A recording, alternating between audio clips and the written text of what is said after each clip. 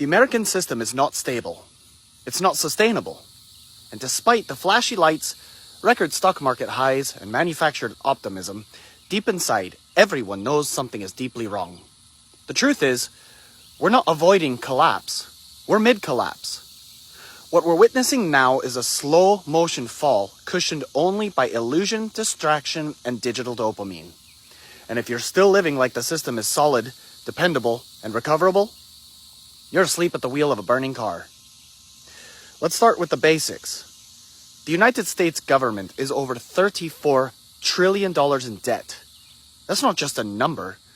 That's more than the entire US GDP.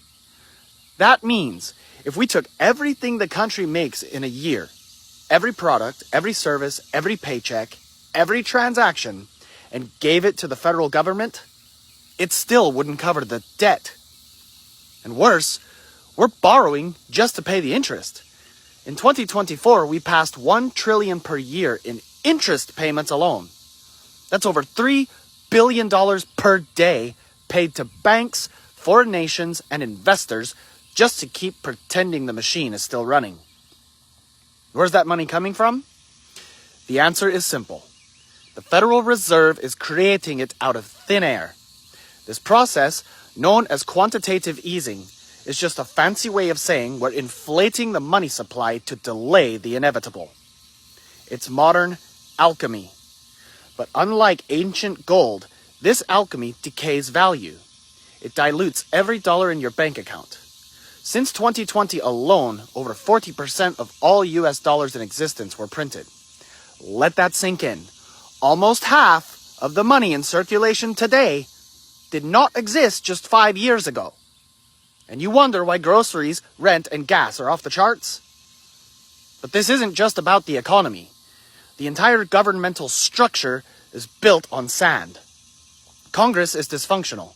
Executive agencies operate like private kingdoms. Lobbyists write the laws, and both political parties are little more than competing brands of the same broken oligarchy. We don't have representation. We have regulatory capture. Just look at how banks write banking laws, how Big Pharma funds the FDA, how defense contractors shape foreign policy.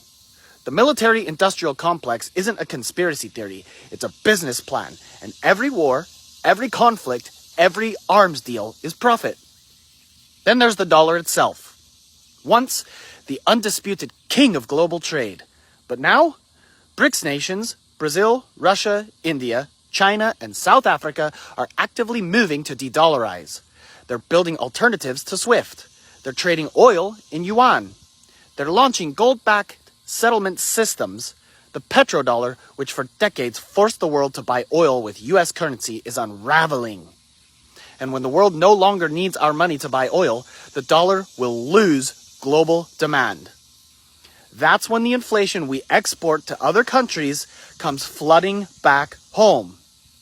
This is the real reason why central bank digital currencies, or CBDCs, are being quietly developed. They are not about innovation. They're about control. They represent a new financial cage where every transaction is tracked, every purchase can be denied, and your access to money can be restricted at will.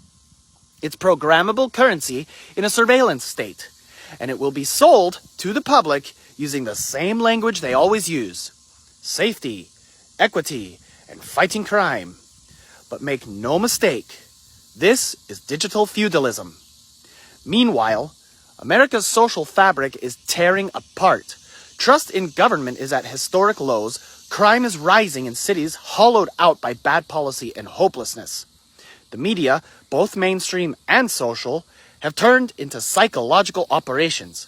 Divide and distract. Manipulate and medicate.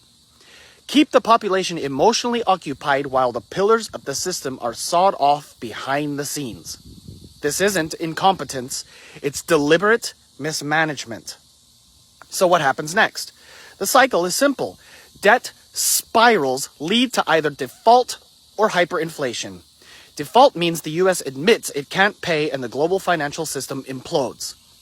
Hyperinflation means the government keeps printing, destroying the dollar's value until it's worth less than the paper it's printed on, which it already is.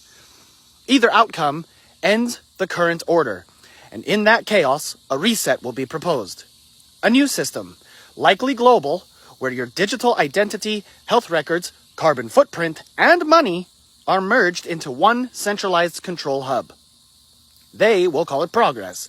They'll call it the solution. But it will be a prison dressed up as utopia. This isn't fear-mongering. It's forecasting, based on math, history, and human nature. Empires don't last forever.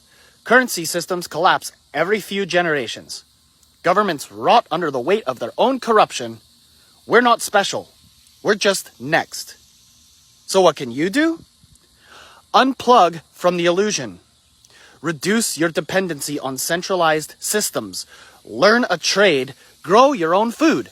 Build a network not of followers but of real allies. Move towards sovereignty, not comfort. Build parallel systems, decentralized tech, barter, off-grid living, local food co-ops. Because when the collapse hits, and it will, the ones who survive and thrive will not be the ones who had the most dollars.